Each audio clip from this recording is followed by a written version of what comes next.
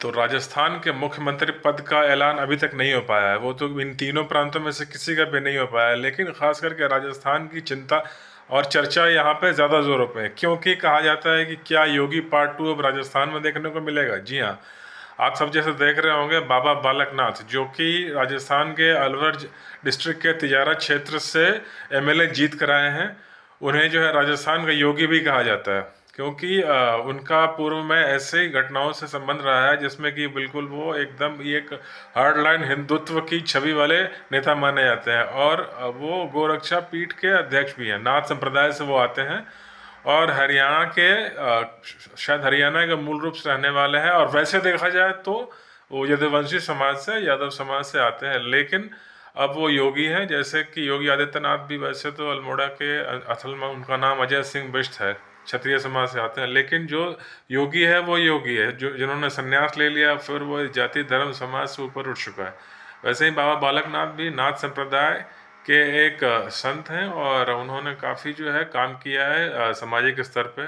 और ख़ास करके ये जो बूचड़खाने, मीट की दुकान वगैरह बंद कराने, अवैध कब्जे हटाने के जैसे जो अभियान चलते रहते हैं, इसमें उन्होंने बढ़ चढ़ के हिस्सा लिया था। और कांग्रेस सरकार के खिलाफ जो है, जो भी उनकी कमियां हैं उसे उजागर करने में काफ़ी मुखर रहे हैं ये। और साफ सुथरी छवि है, परिवार से दूर है, इसलिए जो है इनका नाम सबसे आगे आ रहा है कि शायद ये अगले राजस्थान के सीएम होंगे। और इसमें जो अभी एक तरह से जो रस्साकसी है और खींचतान है, वो महारानी वसुंधरा राजे सिंधिया और बाबा बालकनाथ के बीच की बताई जाती है, क्योंकि अंदर की बात ये सुनने में आ रही है कि जो भारतीय जनता पार्टी है, नरेंद्र मोदी, अमित शाह, जो वहाँ के डिसीजन मेकर है, वो चाहते हैं कि राजस्थान में बाबा बालकनाथ शायद सीएम बने, ताकि यहाँ का प्रशासन भी यूपी में योगी मॉडल के तरह कड़ाई से ये चल सके। लेकिन दूसरी तरफ जो वसुंधरा राजे सिंधिया, जो कि 2 टर्म पहले मुख्यमंत्री रह चुकी हैं, बीजेपी जब भी जीती है राजस्थान में, तो वो अपना दावेदारी वैसे खुले तौर पे नहीं, लेकिन अंदर खाने कहीं ना कहीं वो अपनी दावेदारी मजबूत करने की कोशिश कर रही है। वैसे पार्टी उनसे खुश नहीं है। और इसके पहले जो राजस्थान में पिछले बार 2018 में आपने देखा होगा, वहाँ के लोग भी खुश नहीं थे। ये चर्चा हो रही थी कि भाई रानी तेरी खैर नहीं, मोदी तुझसे बैर नहीं। और हुआ भी वही, राजस्थान में लोगों ने रानी के खिलाफ वोट दिया, हार गई बीजेपी, और 3 महीने बाद लोकसभा में 25 की 25 सीटें उन्होंने मोदी को दे दी। तो पब्लिक कभी गलत नहीं बोलती, उन्होंने जैसा बोला वैसा किया। रानी तेरी खैर नहीं तो हरा दिया वहाँ पे महारानी को, मोदी तुझसे बैर नहीं तो 25 की 25 लोकसभा सीटें दे दी, और सिर्फ 3-4 महीने के अंतर पे। तो बीजेपी इस बात को जानती थी कि अगर वो फिर से महारानी को, मतलब वसुंधरा राजे सिंधिया जी को, अगर वो मुख्यमंत्री का चेहरा लेके जाते हैं राजस्थान के चुनाव में, तो शायद जीत नहीं पाएंगे। हो सकता है कि उनकी पब्लिक इमेज इतनी ख़राब है कि मे बी शायद अशोक गहलोत की सरकार रिपीट कर जाती, इसलिए उन्होंने वहाँ कोई चेहरा दिया ही नहीं था मुख्यमंत्री का। बिना चेहरे के चुनाव लड़ी बीजेपी, अपने सिंबल पे, अपने पार्टी के नाम पे, मोदी अमित शाह के नाम पे, और वो जीत के आई है। लेकिन उसके बाद शायद महारानी भी जानती होंगी कि अगर मैं मुख्यमंत्री का चेहरा नहीं हूँ, तो शायद अगर बीजेपी जीतती है तो मुझे मुख्यमंत्री के लिए कंसिडर नहीं करेगी पार्टी। इसीलिए अब ये सुनी सुनाई बात है कि लगभग 40-45 इंडिपेंडेंट एमएलए उन्होंने खड़े किए थे जहाँ जहाँ बीजेपी स्ट्रांग थी।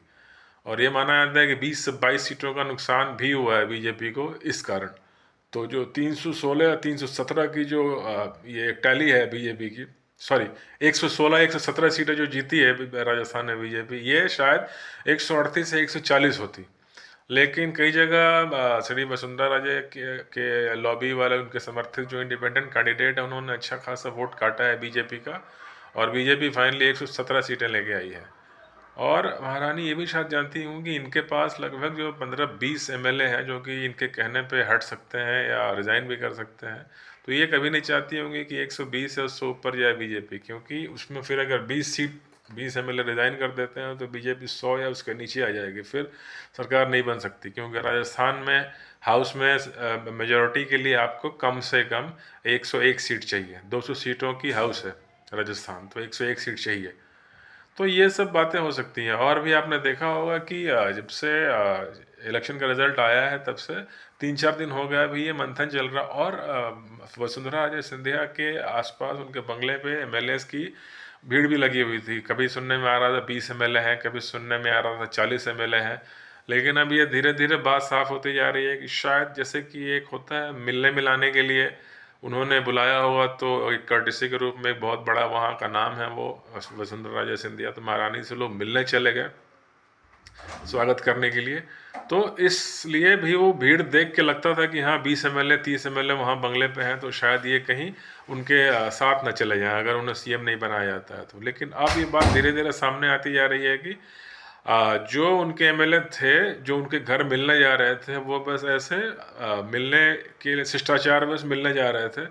उनके कहने से वो रिज़ाइन कर देंगे अपनी जीती हुई सीट, ये शायद नहीं होने वाला है।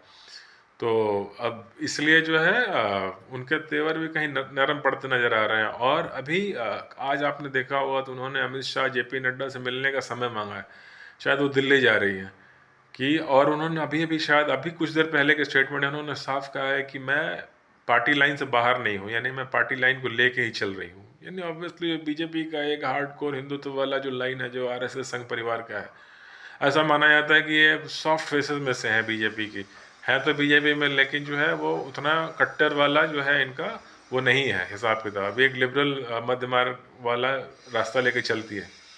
तो इसलिए, और फिर करप्शन कई सारे चार्जेस लगे हैं इनके ऊपर जब इनके कार्यकाल में ये थी मुख्यमंत्री, तो उस कारण जो है इस बार लगता नहीं है कि बीजेपी मूड में है वसुंधरा राजे के प्रेशर में आने की। और जिस तरह सीटें आई हैं और जो MLA इनके कहने पर शायद जो रिज़ाइन तक कर सकते थे, अब शायद वैसा नहीं होता देख रही है महारानी। और बीजेपी के जो अमित शाह नरेंद्र मोदी का प्रभाव ऐसा है कि शायद उनके कहने पे ये जो MLA हैं वो रिज़ाइन ना करें।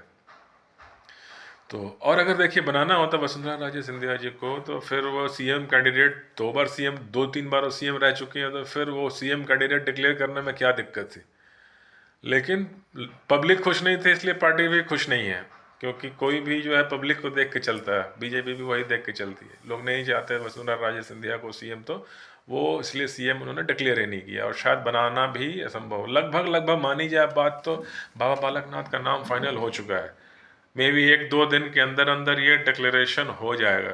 चांसेस तो सबसे हाई उन्हीं के माने जाते हैं, हालांकि अंदर खाने क्या चल रहा है ये तो पार्टी हाई कमान ही जानती है। लेकिन फिलहाल योगी बाबा पार्ट 2, बाबा बालकनाथ और वसुंधरा राजे के बीच में थोड़ी सी ये जो एक रस्साकस्सी है, और बीजेपी को लेके ये अभी साफ साफ समझ में आ रहा है। तो अब देखते हैं क्या होता है। अगले 48 घंटे में कोई नाम आना चाहिए, संभवतः बाबा बालकनाथ हो सकते हैं।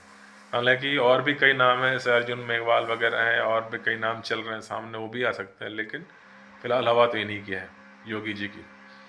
तो तब तक के लिए बहुत बहुत धन्यवाद बातें नई पुरानी देखने के लिए। मिलते हैं फिर बहुत जल्दी किसी और बारे में बात करेंगे।